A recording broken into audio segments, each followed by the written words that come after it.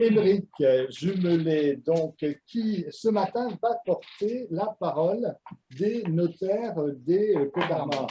Émeric, merci de nous avoir rejoints ce matin. L'objectif, c'est d'avoir quelques chiffres et un regard particulier ce matin sur l'immobilier, sur Saint-Brieuc, sur la baie de Saint-Brieuc, un peu au-delà sur le département des Côtes d'Armor.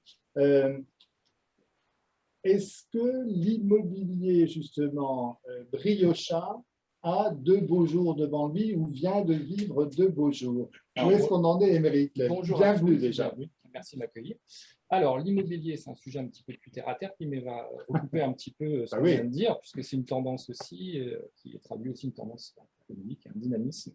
Alors, l'immobilier briochin ou de la baie est un peu à l'image de l'immobilier à l'échelle nationale et surtout de la Bretagne, donc il se porte bien, il s'est bien porté ces dernières années, y compris en 2020, qui n'était pas forcément prévisible compte tenu du contexte. Est-ce qu'il se portera bien dans les mois prochains? Je ferai le bilan l'année prochaine. Pour l'instant, tous les indicateurs sont quand même ouverts. Des petites tendances ou des petits éléments, des petits critères ou éléments d'appréciation qui peut-être laissent à penser que ce sera un petit peu plus difficile dans les mois prochains, ce n'est pas on va dire l'attractivité de la région de Briochine ou de nos belles maisons et beaux appartements, c'est plus la raréfaction des biens. C'est-à-dire que les stocks diminuent depuis de nombreux mois. Et ça, c'est un constat que l'on fait, que ce soit chez les notaires et encore plus chez les agents immobiliers, c'est que les biens trouvant acquéreur très facilement se raréfient. Et c'est plus vrai ici sur le territoire briochin que dans n'importe quelle région? C'est partout. C'est partout. Alors après, on a quand même quelques atouts pour accueillir. D'où viennent les justement par rapport au stock, etc. Il faut savoir que le dynamisme, il est, pour parler de l'échelle des Côtes d'Armor, après on reviendra peut-être à Saint-Brieuc, c'est tout le territoire costarmoricain est concerné par ce beau dynamisme. Après, la différence va porter sur le budget et le type de bien. Alors, d'où vient donc les personnes, les candidats acquéreurs? Alors, essentiellement, il faut savoir que les Bretons aiment la Bretagne, les Costarmoricains aiment les Côtes d'Armor, et les Briochins aiment Saint-Brieuc. En grande majorité, donc c'est bien sûr en local que ça se passe. Alors, peut-être qu'effectivement, on a vu une tendance, mais ce n'est pas forcément lié à la ville, c'est qu'on recherche des espaces, donc peut-être un mouvement, mais qui est là depuis de nombreuses années, peut-être recherche hors centre-ville, donc plus pour la périphérie, et notamment la côte qui gagne beaucoup d'habitants et puis qui est beaucoup plus dynamique en termes de volume et de prix.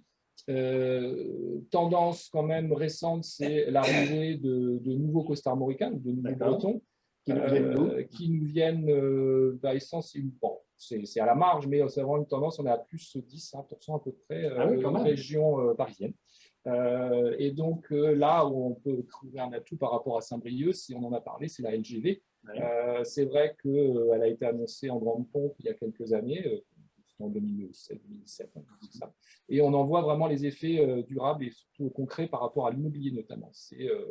On en a parlé lorsqu'on s'est vu la semaine dernière. C'est vrai que le cas typique du couple qui vient s'installer avec enfants dans la région de Saint-Brieuc n'est plus si anodin que ça, n'est plus des cas ponctuels, mais qui se rencontrent de plus en plus régulièrement depuis les Côtes d'Armor. Depuis les Côtes d'Armor. Alors bien sûr, tout ça a été sûrement favorisé ou peut-être accéléré par ce que l'on vit depuis quelques mois. Je pense que c'était des projets qui étaient mûris par bon nombre de couples depuis quelques années, mais accélérés par le développement de ce fameux télétravail.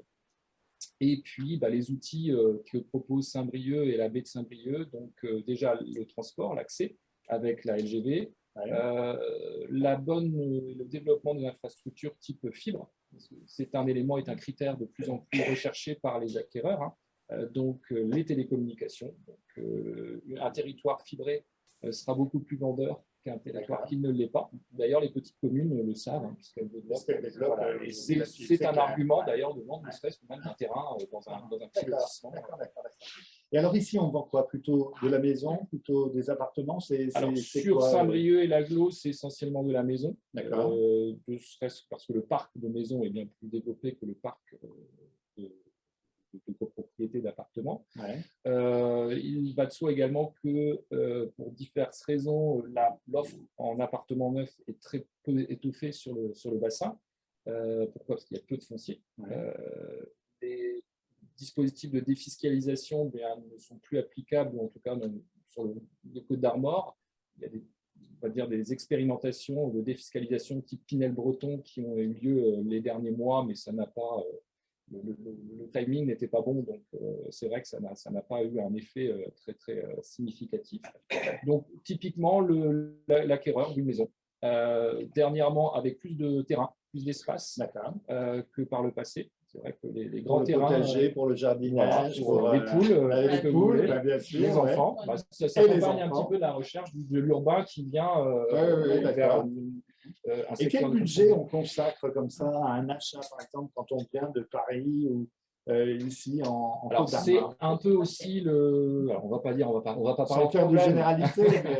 On va pas parler de problème, mais c'est ce qu'on constate aussi, c'est comme dans bon nombre de régions, c'est que le francilien, on va dire, a forcément beaucoup plus de budget que le costarmoricain. Ouais. Donc, on est parti sur un budget moyen de maison à Saint-Brieuc. Là, j'ai des chiffres devant c'est pour avril, on est à peu près sur 140 000 euros.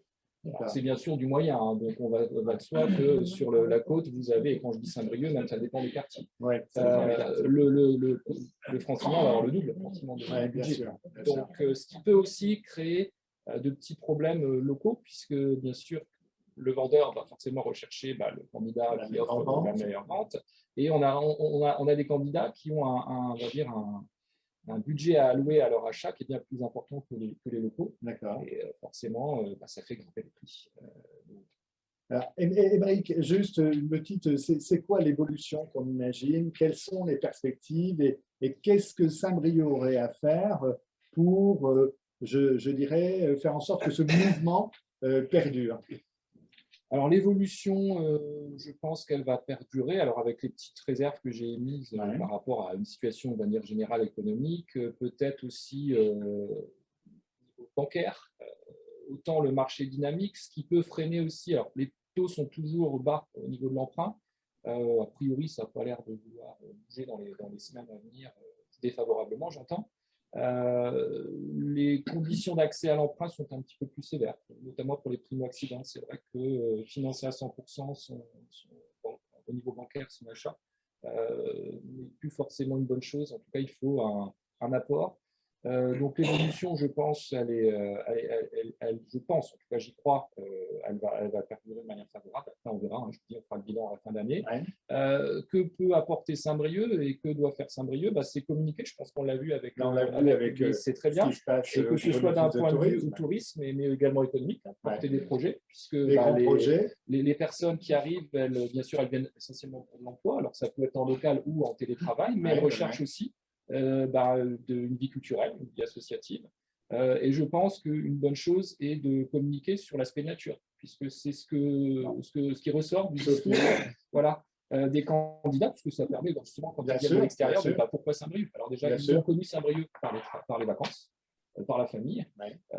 Ils n'arrivent pas à Saint-Brieuc sans connaître la Bretagne, mais Saint-Brieuc a l'aspect aussi centre économique et réseau infrastructure routière, infrastructure ferroviaire qui concentre l'intérêt ou les critères de recherche de ces acquéreurs. Donc, parce que une image à développer. L'activité économique s'est bien maintenue ici, contrairement à certains autres territoires. Sur les Côtes d'Armor et sur la Bretagne, effectivement. Alors, bien sûr, il y a des secteurs qui souffrent. Oui, bien sûr. On est conscient que ce n'est pas rose pour tout le monde.